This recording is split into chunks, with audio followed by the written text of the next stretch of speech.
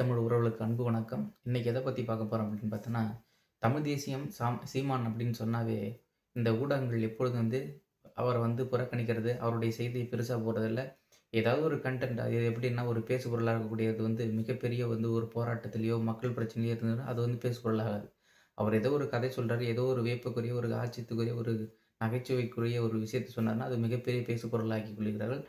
அதுவும் இல்லாம இந்த ஊடகம் என்ன பண்ணுது அப்டின்னா, தமிழ் தேசியத்த எப்பவுமே அடக்கி, ஒடுக்கி ஒரு இதுல வச்சிருக்காங்க. ஏன் அப்டின்னா, தமிழ் தேசியத்த அடக்குறதுக்கு காரணம்னா, திராவிடர்ட்ட ஆட்சி, அதிகாரம் எல்லாம் இருக்கு. அந்த ஆட்சி அதிகாரத்த வச்சு தமிழ் தேசிய அரசியல் அவங்க அடக்குமுறை பண்றாங்க.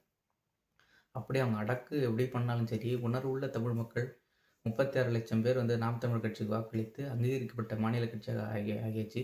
வரக்கூடிய சட்டமன்ற தேர்தல்ல நிச்சயமாக அண்ணன் சட்டமன்றத்திற்குள் நுழைகிறார். அது எந்த ஒரு மாற்று கருத்தும் இல்ல. அவர் மட்டும் தனியாக போகவில்லை. புலிப்படையோடு உள்ள போகிறார். வருகின்ற சட்டமன்ற தேர்தல் முடிந்து சட்டமன்ற கூட்டத்தொடர்ல இந்த காட்சியெல்லாம் பார்க்கும்போது, பல்வேறு மக்கள் ஏன் நம்ம நாம் தமிழர் கட்சிக்கு வாக்கு செலுத்தாம விட்டோம் அப்படின்னு சொல்லி, அவங்க மிகப்பெரிய மன வருத்தத்துக்குள்ளாவாங்க. எப்படி பார்த்தாலும் இனிமே திராவிடத்திற்கு அழிவு காலம் அழிந்து கொண்டே இருக்கும். தமிழ் தேசியம் இனி வளர்ந்து கொண்டே இருக்கும். தமிழன் தமிழ்நாட்டை ஆள வேண்டும் என்ற அண்ணனுடைய கருத்து கூடிய விரைவில் நடைபெற உள்ளது. வாழ்க தமிழ்! வளர்க நாம் தமிழர்!